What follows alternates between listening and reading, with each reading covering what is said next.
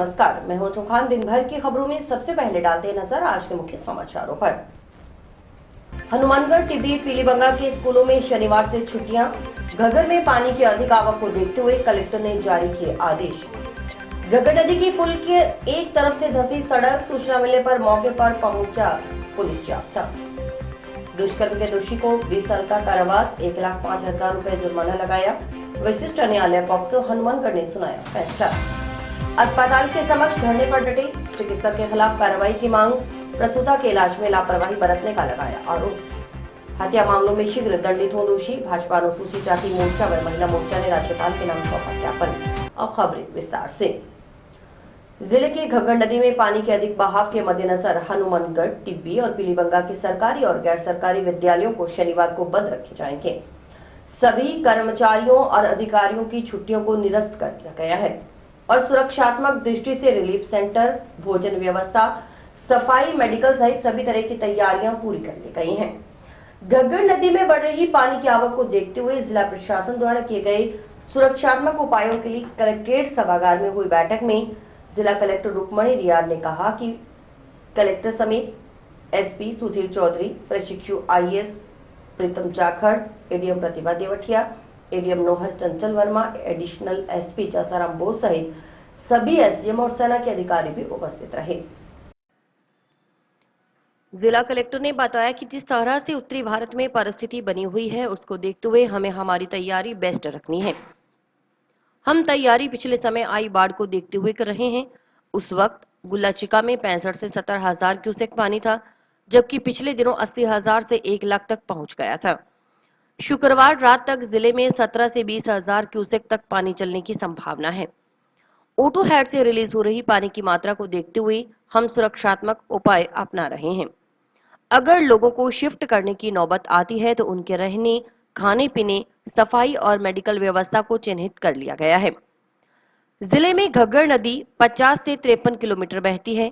इसे 10-10 किलोमीटर दायरे में बांटते हुए अधिकारियों और टीम को नियुक्त किया गया है। सिंचाई विभाग ने 18 स्थलों को चिन्हित किया है जहां से टूटने की संभावना हो सकती है। उनकी प्रभावी मॉनिटरिंग की जा रही है। जिला कलेक्टर ने बताया कि आर्मी को अभी फिलहाल जिले में कहीं नहीं बुलाया गया है। सुरक्षात्मक दृष्टि से उन्होंने क्षेत्र का निरीक्षण किया है। आर्मी के संसाधनों का जायजा लिया गया है। जरूरत पड़ने पर 2 घंटे में आर्मी को लगाया जा सकेगा।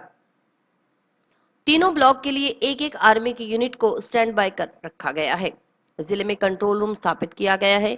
2-2 एसडीआरएफ की टीम टिब्बी, पीलीबंगा, हनुमानगढ़ लगाई गई है और एक एनडीआरएफ की टीम को हनुमानगढ़ में रिजर्व रखा गया है। 2 और एसडीआरएफ की टीम अजमेर और जयपुर से बुलाई गई है और 2 एनडीआरएफ की टीम स्टैंड बाय पर है। तटबंधों की निगरानी के लिए एसडीएम लगाए गए हैं। भोजन और राहत केंद्रों के लिए सीईओ जिला परिषद को नियुक्त किया गया है। दवाइयों और मेडिकल टीम के लिए सीएमएचओ और एसीएमएचओ, मिट्टी के कट्टों के लिए पीडब्ल्यूडी को निर्देश दिए गए हैं। डीएसओ को पेट्रोल और डीजल को आरक्षित रखने के निर्देश दिए गए हैं। ओटू हेड से 20,000 क्यूसेक से अधिक मात्रा में पानी रिलीज होने पर संवेदनशील क्षेत्र के लोगों को रिलीफ सेंटर में भेजा जाएगा। घग्गर से आईजीएनपी में पानी डालने का प्रयास है। जीडीसी में 13,000 क्यूसेक और नाली में 5,000 क्यूसेक से अधिक पानी बढ़ता है तो लोगों को शिफ्ट किया जाएगा। कलेक्टर ने सिंचाई विभाग को निर्देश दिए कि प्रत्येक घंटे पानी की वस्तु स्थिति से अपडेट करें। राजकीय विद्यालयों को आगामी आदेश तक बंद कर दिया गया है। इन सभी विद्यालय के स्टाफ को निर्धारित समय अनुसार संसाधन में उपस्थित होना होगा। बाढ़ की स्थिति में अपने कार्यस्थल तक न पहुंच पाने की स्थिति में अपने उच्च अधिकारियों को निर्देश देंगे। बाढ़ पूर्व तैयारियों के दृष्टिगत आपदा प्रबंधन अधिनियम 2005 में वर्णित प्रावधानों के अनुसार आपदा की स्थिति को देखते हुए जिले में स्थित पेट्रोल पंप 24 घंटे खुले रखकर पेट्रोल और डीजल की मात्रा को आरक्षित करेंगे और जिले की समस्त राशन की दुकानों की खाद्य सामग्री को भी आरक्षित रखें। स्थिति बनती है तो हमारी प्रिपेयर्डनेस लेवल जो है वो एकदम बेस्ट है। इस प्रकार का पानी, जिस प्रकार का नॉर्थ इंडिया में पानी आया है, चाहे वो पंजाब में हो, हिमाचल में हो, हरियाणा में हो, वो काफी सालों से इस लेवल का पानी नहीं आया। गुल्लाचिका जो अपना पॉइंट है उसमें जब लास्ट फ्लड्स आए थे तो ऐसा कहते हैं कि 60 to 70,000 क्यूसेक पानी उस टाइम पे था। Right AC sir. अभी जो है वो 2 बार तो 80,000 क्यूसेक और फिर 1 लाख क्यूसेक पानी जो है क्रॉस कर चुका है, विच मीन्स कि जो वाटर लेवल्स है वो बहुत एक्सेसिव है। एट प्रेजेंट हमारा जो पानी आता है जो अपने साइफन हेड पे आता है, ये उन लोगों के लिए इंफॉर्मेशन है जो लोग इरिगेशन से बहुत क्लोजली नहीं जुड़े हुए। जो अपना साइफन पॉइंट है जो टिब्बी और सिरसा के बीच में है, उसके ऊपर जो पानी आता है वो सिरसा के O2 से आता है। अभी O2 से 17,000 क्यूसेक पानी जो है छोड़ा जा रहा है, और जिसमें से अपने पास अभी 10,000 क्यूसेक जो है पानी अभी वर्तमान में चल रहा है।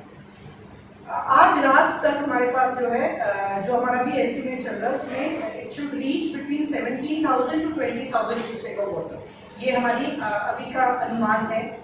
पर मैं जंक्शन में टाउन रोड पर घग्गर नदी के ऊपर बने नए पुल पर एक साइड से सड़क शुक्रवार को धंस गई और गड्ढा बन गया।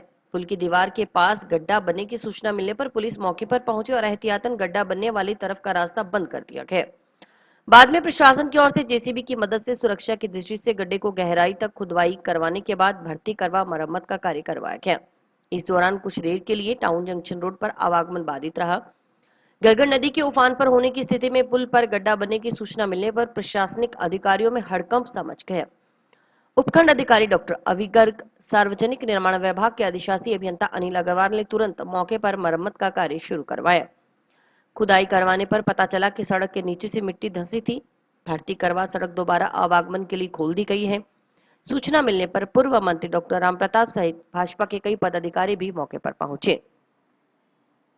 में घग्गर नदी में पानी की अधिक आवक को देखते हुए जिला प्रशासन विभाग द्वारा बाढ़ के लिए जो संभावित बाढ़ के खतरे को देखते हुए विभिन्न इंतजाम किए जा रहे हैं। इसके तहत ही आज हमें प्रशासन से सुबह सूचना मिली थी कि टाउन जंक्शन रोड पर घग्गर नदी के पुल के पास में कोई खड्डा हो गया है। तो हमारी टीम द्वारा तत्काल उसके ऊपर कार्रवाई की गई है। वहाँ पर बहुत छोटा सा खड्डा था जो संभवतः जो दीवार के अंदर भी पोल बने हुए उसमें से कुछ थोड़ी बहुत मिट्टी निकलने की वजह से हुआ है। उसको एहतियात के तौर पर हमने सुरक्षा की दृष्टिगत उसको नीचे तक खोद कर चेक किया है, जिसमें कुछ लोगों द्वारा अफवाहें फैलाई जा रही हैं कि ये कोई पुल की दीवार टेढ़ी हो गई है या पुल क्षतिग्रस्त हो गया है या इसके आर पार कोई खड्डा हो गया। इस तरह की भ्रामक खबरें जो हैं मीडिया पे इस टाइम आ रही थी। तो इसमें आपके चैनल के माध्यम से सभी लोगों को बताना चाहूँगा कि कृपया ऐसी अफवाहों पर ध्यान नहीं दें। उक्त खड्डा विभाग द्वारा ही जेसीबी से नीचे की सतह को चेक करने के लिए करवाया गया था और उसे अभी चेक करने के बाद में वहाँ किसी प्रकार की कोई कमी नहीं मिली है और पुल पूर्णतः संतोषजनक अवस्था में है और उक्त खड्डे को पुनः वापस भरवा दिया गया है। वर्तमान में ट्रैफिक यथावत चालू है। जिला कलेक्टर रुक्मणी रियाड़ ने बताया कि घग्गर में पानी की अधिक आवक को देखते हुए प्रशासन और पुलिस अलर्ट मोड पर है। स्थिति पर लगातार नजर रखकर निगरानी की जा रही है। हरियाणा पंजाब के प्रशासन के अधिकारियों के साथ समन्वय स्थापित कर हर 3 घंटे बाद पानी की स्थिति की जानकारी ली जा रही है। पड़ोसी राज्यों के सिंचाई विभाग के अधिकारियों के भी संपर्क में है।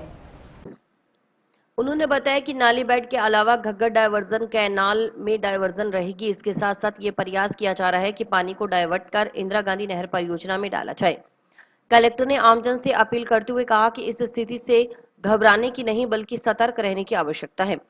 उत्तरी भारत में पैदा हुई बाढ़ की स्थिति के चलते अगले 2 दिन में बहाव क्षेत्र और बढ़ने की संभावना है। ऐसे में आमजन प्रशासन का सहयोग करे। सुरक्षा की दृष्टि से बुजुर्गों और बच्चों को सुरक्षित जगह पर भेज दें। जरूरत पड़ने पर पूरा प्रशासन व टीम मदद करने के लिए पूरी तरह से तैयार है। कलेक्टर ने बताया कि ठहरने के लिए राहत कैंप चिन्हित कर लिए गए हैं। बहाव क्षेत्र के निचले इलाके में रहने वाले मवेशियों को दूसरी जगह शिफ्ट करने का कार्य प्रशासन की ओर से शुरू कर दिया गया है। मवेशियों को शिफ्ट करने में मदद के लिए प्रशासन की ओर से कंट्रोल रूम शुरू किया गया है। इसके साथ साथ निचले क्षेत्रों में स्थित अस्पतालों में पूरी दवाइयां और चिकित्सकों की व्यवस्था की गई है ताकि आने वाली स्थिति में पार पाई जा सके। जिला कलेक्टर ने बताया कि सुरक्षा की दृष्टि से शनिवार को हनुमानगढ़, टिब्बी, पीलीबंगा तहसील क्षेत्र की सरकारी और निजी विद्यालय बंद रखे जाएंगे। जिला कलेक्टर ने आमजन से अपील की कि आगामी 3-4 दिन में अनावश्यक रूप से घर से बाहर न निकलें। अत्यंत आवश्यक होने पर ही घर से बाहर निकलें। प्रशासन की ओर से समय समय पर दी जाने वाली सूचनाएं और एडवाइजरी का लगातार अनुसरण करें। पुलिस की तरफ से आश्वासन देना चाहूँगी कि हम लोग जो अभी घग्गर की फ्लो की स्थिति है उसके ऊपर नियंत्रण अपनी आंख लगाए रखे हैं और जो भी सिचुएशन है उसको हम रेगुलरली मॉनिटर कर रहे हैं। हरियाणा और पंजाब के जो प्रशासन के अधिकारी हैं उनके साथ भी हमारा समन्वय बैठा हुआ है। हर 3 घंटे पे जो पानी की स्थिति है वो हम रेगुलरली उनसे ले रहे हैं। जो इरिगेशन के अधिकारी हैं हमारे साथ के ज़िले के, उनके साथ भी हम इन टच में हैं। अभी की स्थिति इस प्रकार है कि O2 में अपस्ट्रीम में 20,000 क्यूसेक पानी आ रहा है और डाउनस्ट्रीम में 17,000 क्यूसेक छोड़ा जा रहा है, जो हमारे ज़िले में आज शाम तक आने की संभावना है। मैं आप सबको ये कहना चाहूँगी कि अभी घबराने की कोई आवश्यकता नहीं है, फिर भी हम सबको सतर्क रहने की आवश्यकता है। जो हमारे डाउनस्ट्रीम के विलेजेस हैं उसके अंदर क्योंकि बहाव क्षेत्र आगे के 2 दिन में बढ़ने की संभावना है और जिस प्रकार से फ्लड सिचुएशन नॉर्थ इंडिया में हम सब देख रहे हैं, हमें एक्स्ट्रा प्रिकॉशंस लेने की भी आवश्यकता है। तो आपसे मैं अनुरोध करना चाहूँगी कि आप प्रशासन का सहयोग करें। जो बुज़ुर्ग हैं या छोटे बच्चे हैं वो अपने घरों में से अगर आप सेफ जगह पे रीलोकेट कर सकते हैं तो आप करने का प्लीज़ प्रयास करें।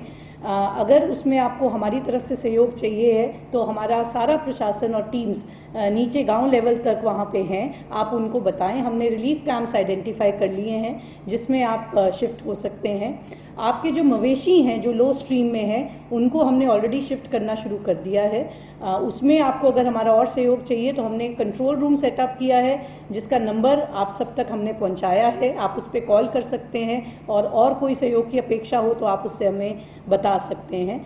इसके साथ साथ जो हमारे अस्पताल हैं जो लो लाइंग एरिया में, उसमें हमने पूरी दवाइयाँ और डॉक्टर्स वो वहाँ पे पहुँचा दिए हैं ताकि आने वाली स्थिति में अगर एक्स्ट्रा दवाइयों की आवश्यकता हो वो हम पहले से पूरी कर सकें। आप सबको मैं ये भी बताना चाहूँगी कि कल से हनुमानगढ़, टिब्बी और पीलीबंगा क्षेत्र के सरकारी और प्राइवेट स्कूल बंद रखे जा रहे हैं। ये सावधानी देखते हुए हम ये निर्णय ले रहे हैं और ताकि हमारे जो बच्चे हैं वो सुरक्षित रहें। आपसे एक बार मैं पुनः अपील करना चाहूँगी कि आगे वाले 3-4 दिन में घर से ना बाहर निकलें, अत्यंत आवश्यक हो तो ही आप बाहर निकलें और प्रशासन की तरफ से समय समय पर जो आपको सूचनाएं दी जा रही हैं उनको आप लगातार फॉलो करें और जो हमारी एडवाइजरी जारी की जा रही है वो भी आप फॉलो करें। Thank you. जैसा कि आपको बताया है कि अभी 17,000 क्यूसेक पानी आने की आज शाम तक संभावना है और क्योंकि ऊपर 20,000 क्यूसेक अभी O2 में आ गया है और जो लगातार बढ़ रहा है तो हम ऐसा उम्मीद कर सकते हैं कि कल जो है जिले में 20,000 से ऊपर क्यूसेक पानी जो है रिलीज होगा। डाइवर्जन को लेकर क्या नाली बेड में डाइवर्जन रहेगी और घग्गर डाइवर्जन कैनाल में डाइवर्जन रहेगी। इसके साथ साथ हम ये प्रयास कर रहे हैं कि अगर हम डाइवर्ट करके पानी IGNP में भी इस बार डालें तो इस तरीके से हमने अपना रेगुलेशन प्लान किया। पुलिस अधीक्षक सुधीर चौधरी ने बताया कि बाढ़ की स्थिति को देखते हुए पुलिस प्रशासन की ओर से माकूल व्यवस्थाएं की गई हैं। एक RAC कंपनी जिले में पहुंच चुकी है। कलेक्टर के आदेशों के तहत आर्मी और BSF की टीम को बुलाने की आवश्यकता को देखते हुए एडवांस में इन टीमों की रैकी करवा ली गई है। आर्मी ने मौके का जायजा ले लिया है। अभी आर्मी को नहीं लगाया गया है, अगर उनकी आवश्यकता पड़ी तो लगाया जाएगा। बाढ़ की स्थिति पैदा होने पर BSF और आर्मी की टुकड़ी 2-3 घंटे में पहुंचकर रेस्क्यू ऑपरेशन में सहयोग करेगी।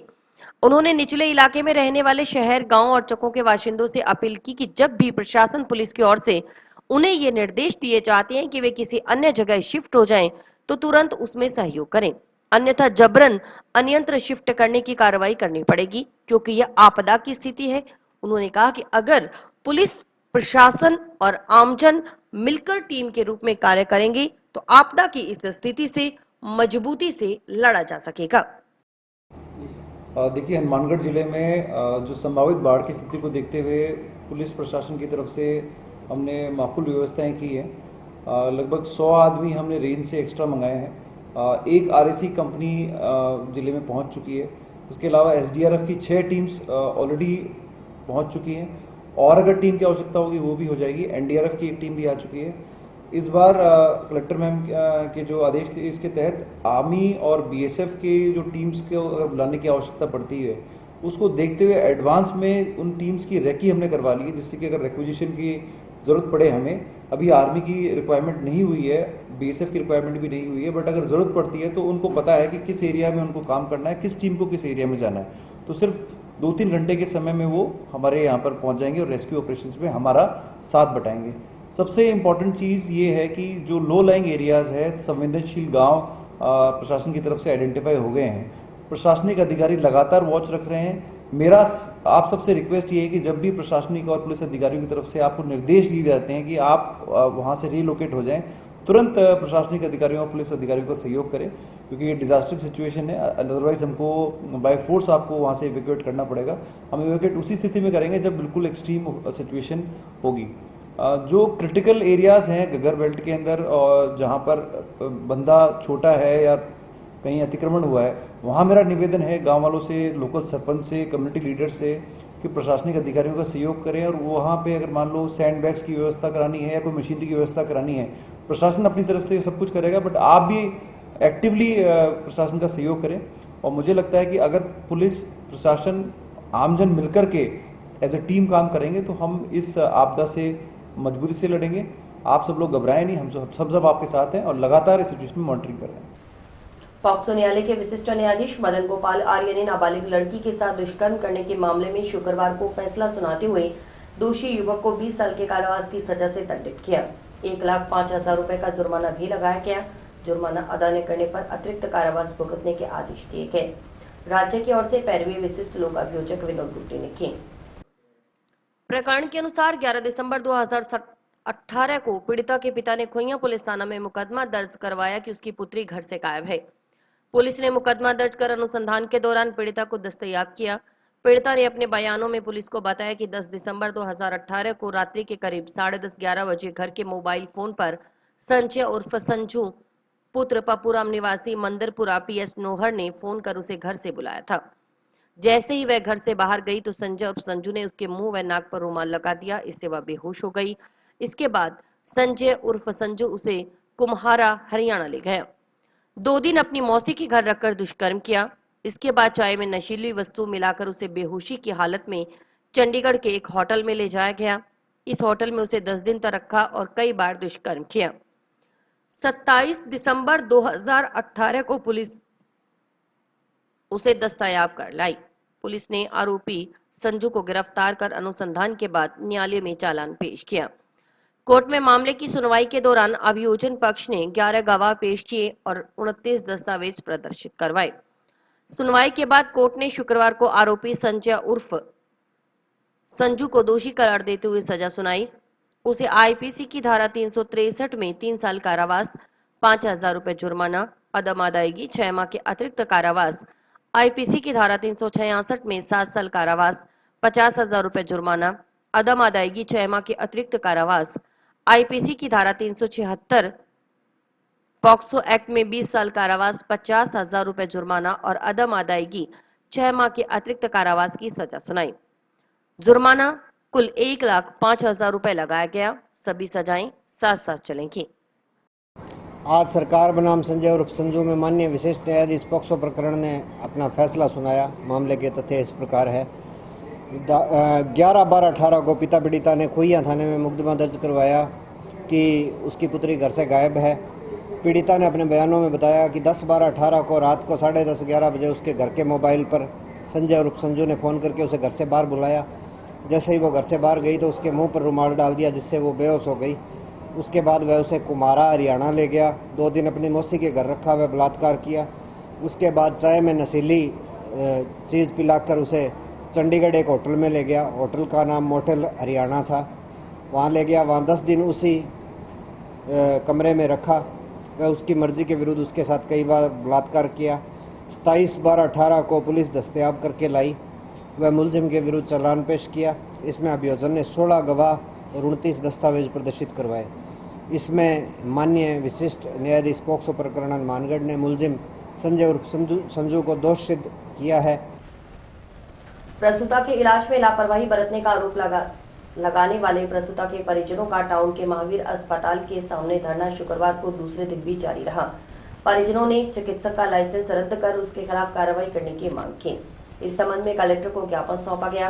साथ ही टाउन पुलिस थाना में परिवाद सौंपकर मुकदमा दर्ज करने की मांग की गई।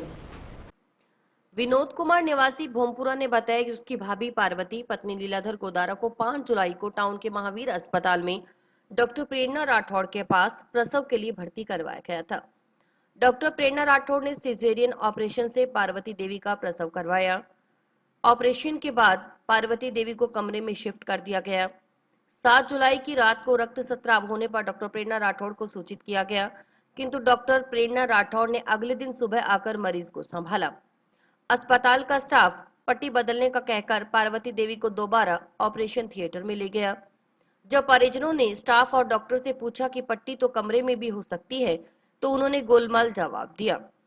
ऑपरेशन थिएटर में 1-1.25 घंटे बीतने पर परिवार की महिला सदस्य ने जाकर पता किया तो डॉक्टर प्रेरणा राठौड़ ने बताया कि पार्वती का दोबारा ऑपरेशन खोलकर सही कर रहे हैं, किंतु दोबारा ऑपरेशन करने के बाद भी पार्वती देवी की तबीयत सही नहीं हुई, रक्तस्राव बंद नहीं हुआ।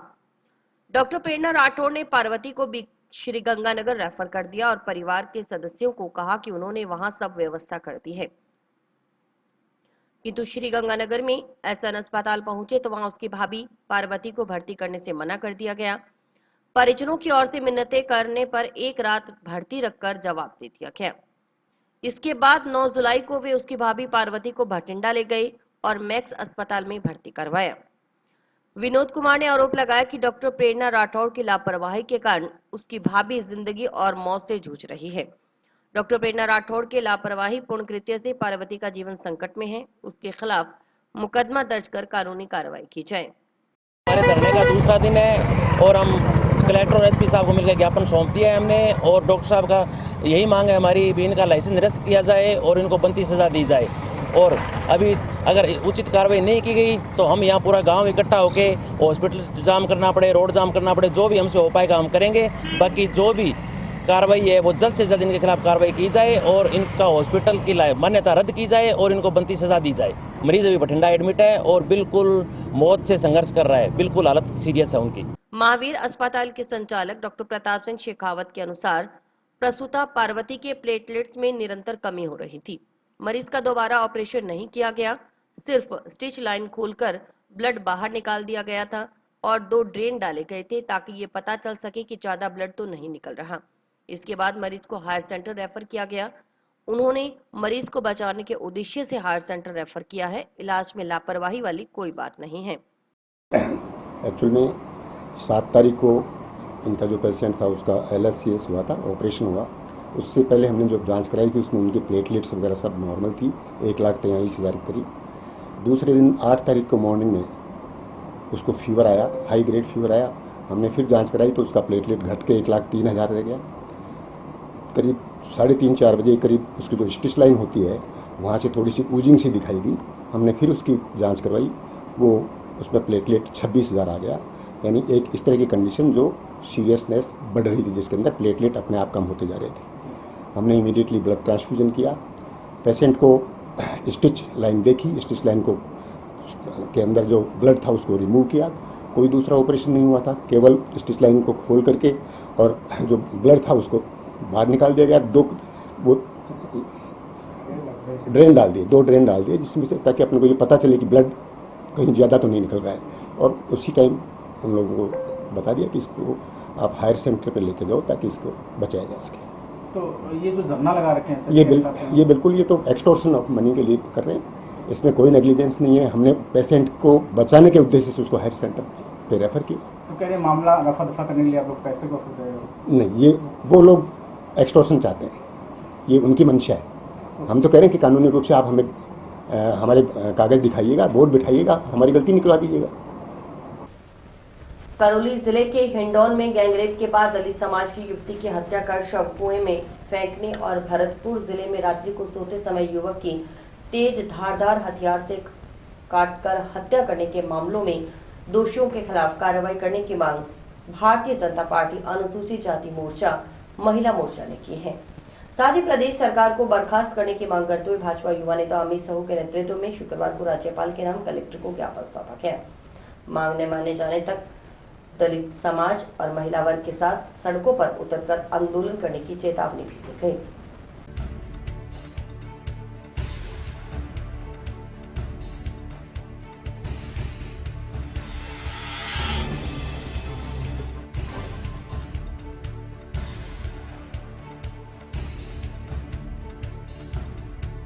4 वर्षों के अंदर कांग्रेस सरकार के अंदर दलितों पे, महिलाओं पे अत्याचार बढ़ रहे हैं। इसके तहत मन्नू वाल्मीकि था, उसकी हत्या कर दी गई। और कल की घटना है, हिंडौन सिटी के अंदर 18 वर्षीय दलित युवती को पेट्रोल से जला करके, गोली मार करके और गैंग रेप करके उसको कुएं में डाल दिया गया। उसकी लाश 3 दिनों के बाद मिली है, तो उसकी गैंग रेप की पुष्टि हुई है। तो राज्य सरकार को अपने पद से इस्तीफा दे देना चाहिए, क्योंकि राज्य सरकार, राजस्थान सरकार 1 नंबर पे है। दलितों के अत्याचार में, महिलाओं के बलात्कार में 1 नंबर पे आ चुकी है।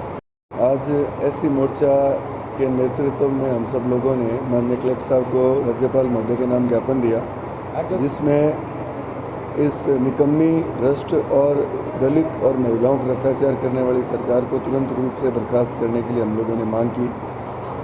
मुख्य घटना जो करौली जिले में हिंडौन में एक दलित महिला के साथ बलात्कार और उसके बाद में उस गैंग रेप और उसके बाद में उसकी हत्या, और इसी तरह से भरतपुरी में एक दलित की हत्या करना निश्चित रूप से सरकार के फेल्योर को दर्शाता है। और हम सब लोग जो इस सरकार के लास्ट के 2.5-3 महीने रहे हैं, इनमें भी लोग जो आम जन है उसको निजात दिलाने के लिए इस सरकार को बर्खास्त करके और नए सिरे से चुनाव कराए या राष्ट्रपति शासन लागू करें, इस बात की मांग के लिए हम लोग माननीय कलेक्टर साहब से राज्यपाल महोदय के नाम ज्ञापन किया। और अभी वक्त है ब्रेक का।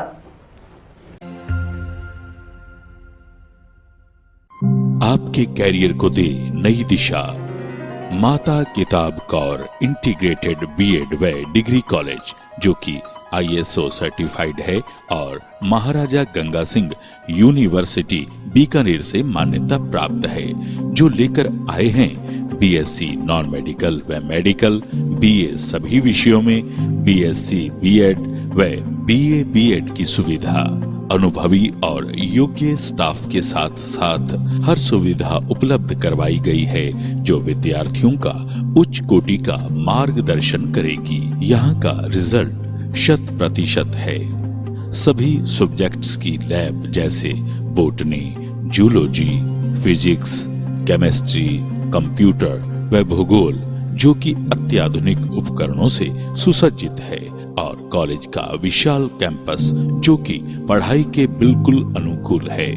छात्रों के सर्वांगीण विकास के लिए फ्रेशर पार्टी, रंगोली, मेहंदी, खेल कूद, शैक्षणिक भ्रमण, scout, rover, ranger, Holi, Lohri जैसे सांस्कृतिक कार्यक्रम की गतिविधियां निरंतर चलती रहती हैं। CCTV व वाईफाई कैंटीन व बस की सुविधा उपलब्ध है। प्रवेश प्रक्रिया व गाइडलाइन हेतु संपर्क करें माता किताब Kaur campus, Rawatsar road, toll plaza के पास, हनुमानगढ़। मोबाइल नंबर 9950392001 और 9414081898। शिक्षकों को BLO कार्य से मुक्त करने व मतदान प्रशिक्षण उपखंड स्तर पर करवाने सहित 8 सूत्रीय मांगों के संबंध में राजस्थान शिक्षक संघ प्रगतिशील के सदस्यों ने शुक्रवार को कलेक्टर रुक्मणी रियाद को ज्ञापन सौंपा। शिक्षक संघ के जिला अध्यक्ष रामलोभाई तिन्ना ने बताया कि अनेक जिलों में शिक्षकों को चुनाव कार्य BLO सुपरवाइजर से मुक्त किया गया और किया जा रहा है।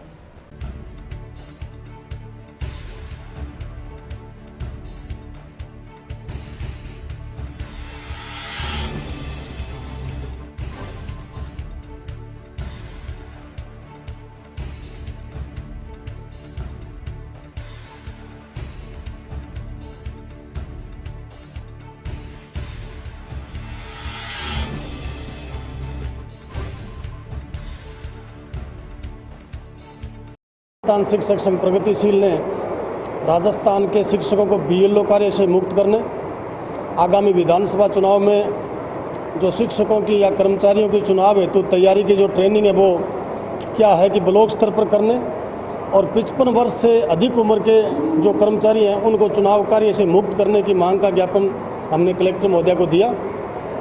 इनका एटीट्यूड अच्छा रहा, और साथ ही जैसे हमारे यहाँ प्राकृतिक आपदा, बाढ़ जैसी स्थिति भी हनुमानगढ़ जिले में बनी हुई है, तो राजस्थान शिक्षक संघ जो हमारा पूरा समुदाय है, हमने कलेक्टर महोदया को आश्वस्त किया कि पूरा शिक्षक समाज इस आपदा की स्थिति में आपके साथ है। इसके बाद हम 8 सूत्री मांग पर डीओ सेकेंडरी ने हमें आज वार्ता पर आमंत्रित किया है। डीओ सेकेंडरी के पूरे ब्लॉक की इतनी हालात जर्जर हो चुकी है कि शिक्षकों के एसीपी, चयनित वेतनमान, डीए एरियर आदि अनेक समस्याएं जो है उस पर हमारी वार्ता होगी। और अगर डीओ ने हमारी बातचीत को, हमारी मांगों को नहीं माना तो हम आने वाले 8 अगस्त को फिर क्या है कि ज्ञापन प्रदर्शन करके नोटिस देंगे और घेराव तक की स्थिति भी करने के लिए शिक्षक समाज तैयार रहेगा। 8 सूत्री मांग पत्र में हमारे मुख्य रूप से जो है वो शिक्षकों को बीएलओ कार्य से मुक्त करने के लिए कलेक्टर साहब को ज्ञापन देना और इसके अलावा बकाया एसीबी प्रकरण, बकाया स्थायीकरण प्रकरण और बकाया जांच प्रकरण आदि मांगों को लेकर 8 सूत्री मांग पत्र पर हमारी चर्चा होगी। अगर हमारी वार्ता सानुभूत नहीं रही तो हम आने वाली 8 तारीख को फिर आंदोलन करेंगे।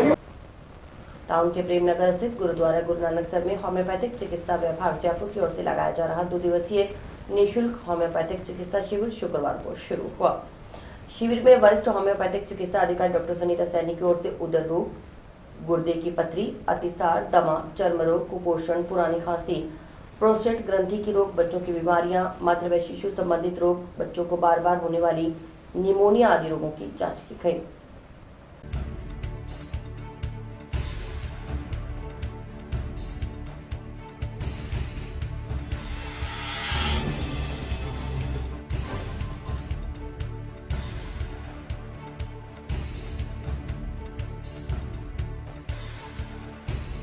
होम्योपैथी चिकित्सा विभाग जयपुर की तरफ से निःशुल्क 2 दिन का होम्योपैथी चिकित्सा शिविर प्रेमनगर गुरुद्वारा हनुमानगढ़ टाउन में लगाया जा रहा है और लगभग हम 200 से ऊपर ही पेशेंट देख लेंगे।